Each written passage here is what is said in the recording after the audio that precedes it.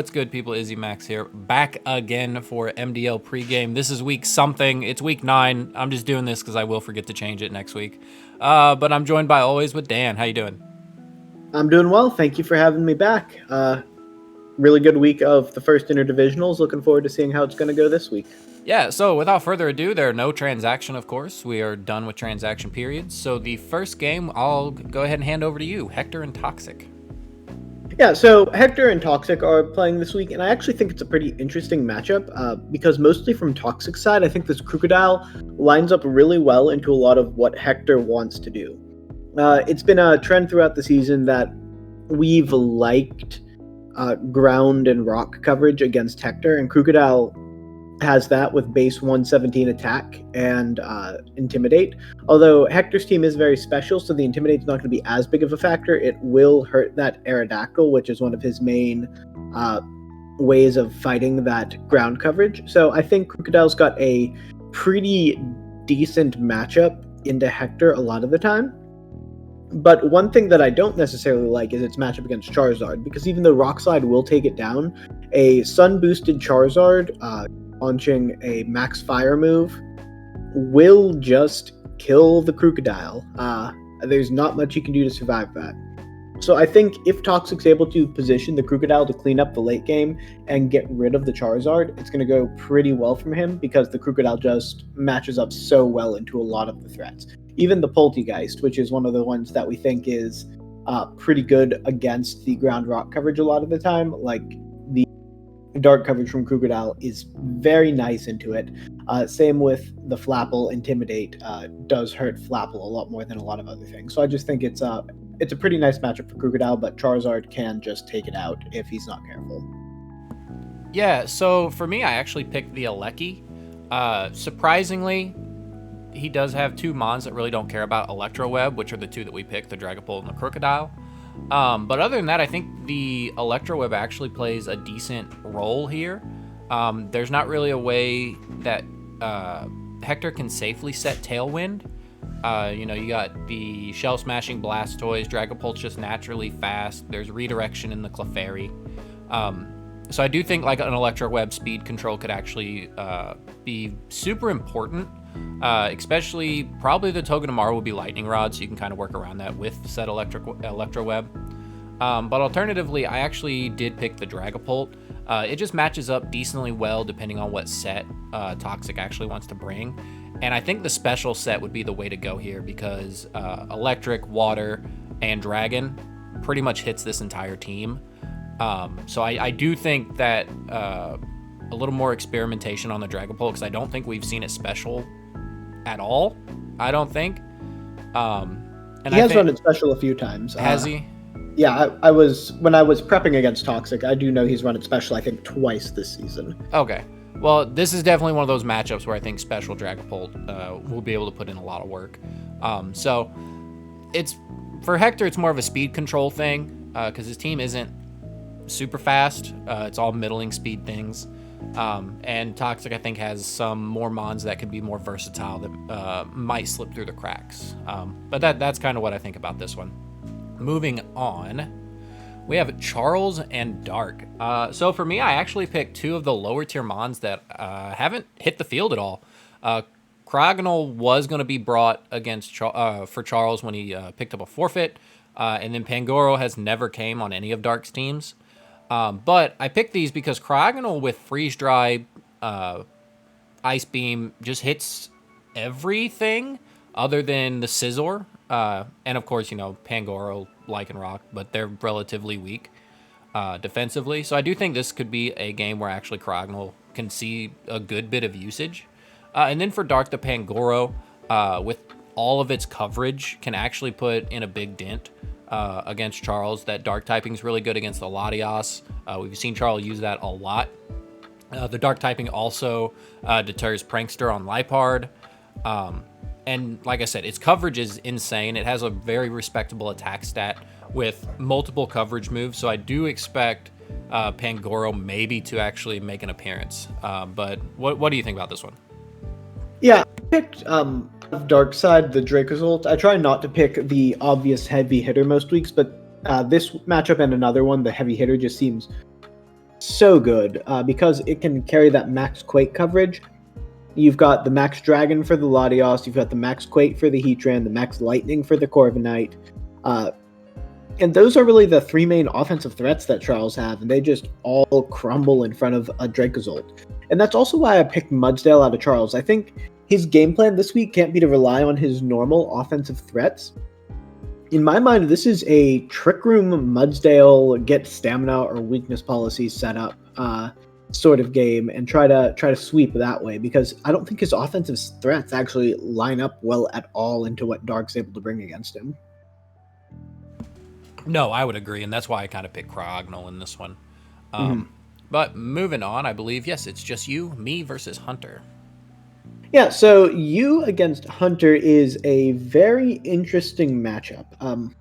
I feel like you really need weather control in this one, which is why I picked the Gigalith, because if you just let him have weather, that Kingdra can do a number to a lot of your team, especially since it does get that flash cannon. So I think with steel, water, and dragon type moves, it hits. Oh, and flying type moves, it can hit almost everything on your team for super effective damage. But if you're able to get the weather advantage, then it's pretty slow, decently weak, and you can just KO it pretty quickly with a Tapu Lele. So I think the Gigalith is very key for you. For Hunter, for that reason, I didn't really pick his rain mode, but I picked the Metagross, which seems to have a decent matchup into a lot of what you have, except for the Blacephalon and the Mandibuzz, which his rain mode would try to cover for. So I think it's pretty much a chess game of if he's able to use the rain to successfully protect and potentially proc Metagross and eliminate the threats that Blacephalon and Mandibuzz pose, then Metagross should win him the game. But if you are able to not let the rain go up, you'll have a couple of different options that can deal with Metagross pretty easily, and then you should win the game. But what are your thoughts on your matchup?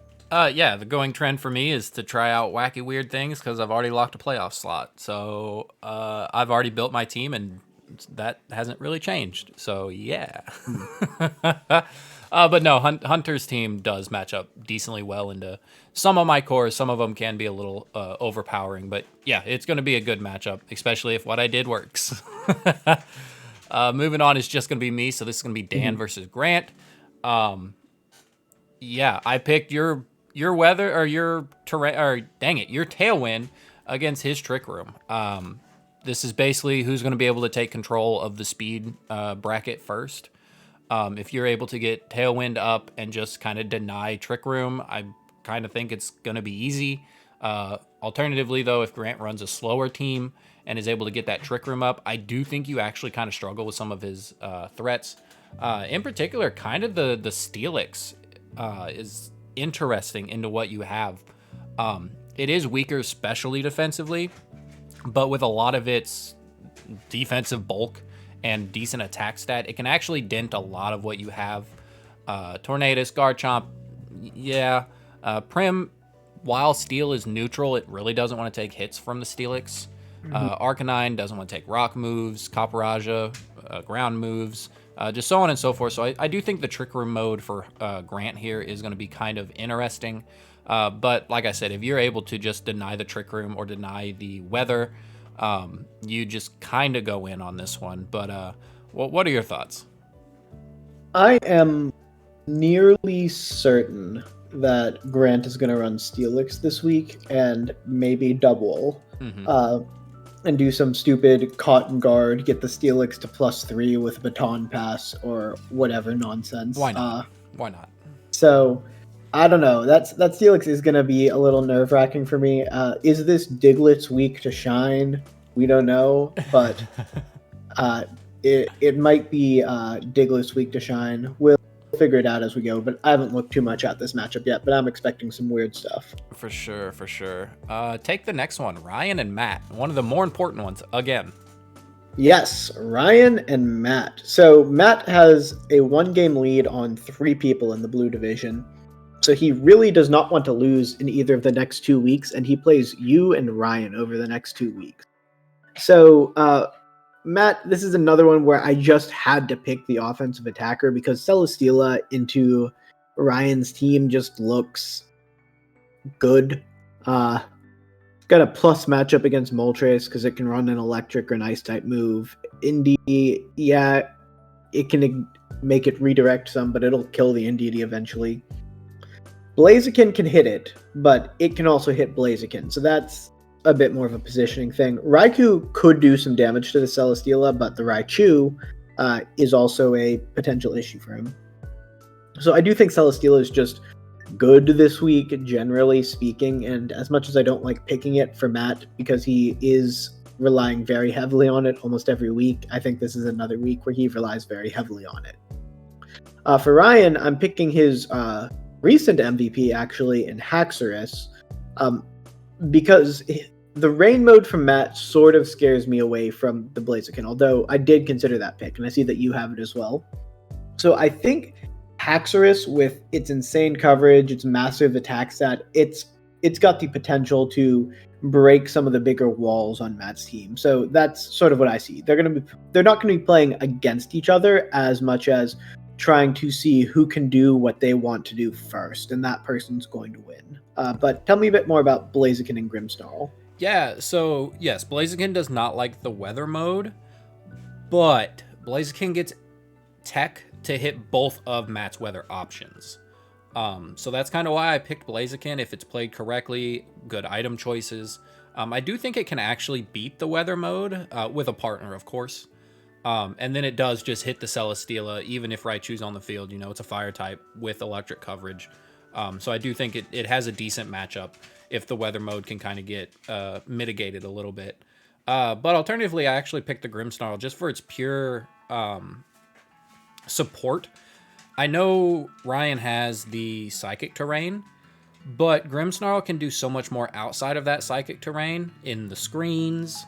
I think it gets other boosting options for its opponent or for its partners. And it can also be decently offensive. It does have a very good attack stat. And Matt hasn't ran that at all. And that could be a decent surprise, especially against maybe this Haxorus, that, hey, this Grimmsnarl is going to max. Maybe it has a Babiri Berry and it's just going to OHKO your Haxorus. So I do expect some interesting things in building from both of these guys, but I do think the versatility of Blaziken and Grimmsnarl is actually going to be very important. But yeah, let's see here. Burst and Dina. So again, another super important match. The matches that are important are more important for Blue Division than Red, because if we all lose again, nothing changes. Who cares? But every single Blue coach really has to pick up a win. But for this one, I actually picked Naganadel for Burst. It just looks like it matches up decently well. It can hit the Clefable, which is fantastic. Checkpoint number 1. Can you hit Clefable with your sweeper? Yes. And if it's supported correctly, with the Morgrem, which is what you picked. Also, you have things like Mr. Rhyme and stuff like that who can kind of support the Naganadel as well. I do feel like it just has an offensive masterpiece with some of the mons that Dina likes. Rotom can take hits, but it's not going to like taking them. Cinderace, same thing. It's not the most bulky thing in the world. Naganadel does get fire coverage for the Escavalier. I'm pretty sure it probably gets coverage for the Articuno as well. And those are kind of the main mons that we see Dina bring a lot. But alternatively, I did end up picking the Runerigus. Not so much for Trick Room, but for Burn. We seen what Jess did to Burst in the last game with the Will-O-Wisps. And if it happens again, Burst team is very physical outside of Naganadel and Magnezone. And I guess Mesprit. So I do think not only just denying Trick Room, but the Will-O-Wisp pressure as well is going to be huge. So tell me about Morgrem and Rotom. Yeah, so when you're going up against Dina, you're going to fight Cinderace, Clefable, Rotom, Wash, Escavalier, Runerigus, and other. And with that knowledge, the Rotom seems like her best option out of that group into a lot of what Burst does. I know it doesn't hit the Urshifu for super effective damage, but Urshifu has basically negative special defense and really doesn't like Will-O-Wisp either. It can do some damage into the Talonflame. It can decently wall Naganadel as well, and also threatens the Jellicent, which I actually think has the potential to be pretty big this matchup. And all that's on top of, Max Geysering Rhyperior, which Burst has been relying a lot on Rhyperior recently. But for Burst, I really think this Morgrem has the potential to put in a lot of work. I think Dina's team doesn't like facing screens, so priority screens is what Morgrem does number one. But I believe Morgrem still gets fake tears, which with that Naganadel threatens basically everything on Dina's team. So I agree, the Naganadel is going to be important, but partnered with the Morgrem, or maybe even that Magnezone partnered with the Morgrem, fake tears is something. Fake tears and screens, I think, are going to be really big this game, and that's why I went that direction. You ready to shut down the Rotom? You leave it alone the entire game, and you have Rhyperior and Maractus in the back. Please no. Oh man. Yeah. No. Okay. Here we go. And then our last one is going to be Jess and John. This one is actually going to be super interesting in my eyes. But why don't you go ahead and take the lead for this? Yeah, absolutely. So, I don't know, from Justin's side, she can bring a lot of weird stuff this week, but Mimikyu seems pretty good into a lot of the stuff that John has, which on paper, it doesn't necessarily look that way, but the more I looked at this matchup, the more I'm like, Mimikyu just sitting there, being annoying, Will-O-Wisping, maybe getting a free Trick Room, maybe it's running a Swords Dance set. Just because of the mind games it can play, it looks good this week. Not necessarily because it's good, but because you don't know what set it's going to run. On John's end, I think he needs to run this Regirock, because otherwise his team is just so soft to Trick Room and to the Hail mode. Like, I know Arctozolt can hit it with a Max Quake, but Regirock's at least got the defense to hit it and maybe weakness policy and it can KO back. But everything else, like, this Arctozolt just goes absolutely in against. Maybe not the Volcrona as much, but Volcrona in a matchup where Landorus, Mimikyu, and Stakataka can be on the other side doesn't seem that great. I did consider Volcrona for the spot, but I just feel like this Regirock needs to be a defensive pivot against a lot of the offensive pressure that Jess's team can put out. And if he's able to dull that offensive pressure, then late game, something like a Mantine or something like a Hitmonlee can come in and sweep. But he needs to find a way to blunt the pressure, and I think Regirock is the best way to do it. Yeah, for sure. Volcarona also has negative defense, so there's that. But no, for me, I picked Lurantis, and Kangaskhan. So after watching the way she used Lurantis last week, she actually used it really well. The set was super creative, and I kind of like it matched up against some of the things that John has. Like, it gets bug coverage for Rillaboom. Volcarona, yeah, you're not really going to do much to that. But outside of that, it kind of hits everything with coverage, which I think is just super, super good. And then it can boost to Oblivion. John's team is decently physical, so a few superpowers kind of makes Lurantis a little too bulky. So I do think that if it comes, it could potentially do a lot of work. Also, Credillia I can see actually being an issue just to break down. Kind of the same with the Regirock. But on John's side, I did end up picking the Kangaskhan. John has shown extreme versatility in the Kangaskhan, running things like Tail Whip, offensive sets with multiple coverage moves. And that multiple coverage, I do think, will be super important into what Jess has. She does have some common weaknesses like fighting and ice and rock. But if the Kangaskhan is carrying multiple of those, you get past berries, you scout, or you just completely obliterate whatever is on the other side. So I do think the Kangaskhan is super important here, but it's going to come down to how it's built and what moves are on it. So what is your match of the week? And I think I probably know which one it is. To be Matt and Ryan. Yeah, same. This is important for both of them. If Ryan loses here, he could potentially fall out of, or be in position at least to fall out of the top 3 slots and have to play in the wild card. And he theoretically can never catch me. Yes, but that is exactly the same thing for Matt. If he loses here, he's had such a dominant season, but a big loss here and big wins by me, Dina, and Charles, and Matt is in the 4th spot. Yep. And facing you next week, having to drop a big differential number to not be put in the wild card spot. So really, really important, really, really interesting matchup. Two styles that sort of are going to be going past each other instead of fighting one another. So it'll be a lot of fun to watch and to see who has to make that adjustment first. Yeah, and their teams are built decently similar. They have their main offensive threat and supporting pieces around it. So this one's going to be super interesting to see. And yes, this is also my game of the week. So be prepared for that. Any closing words for the week? Over under on 2.5 red division wins this week. Under. Okay, got it. We get 2 at most. All right. Well, I think that does it for me then. Yep. All right. Prove me wrong, please, because we shit the bed last week, and I feel bad for not actually prepping. So, red division, this one's on you. With that being said, peace.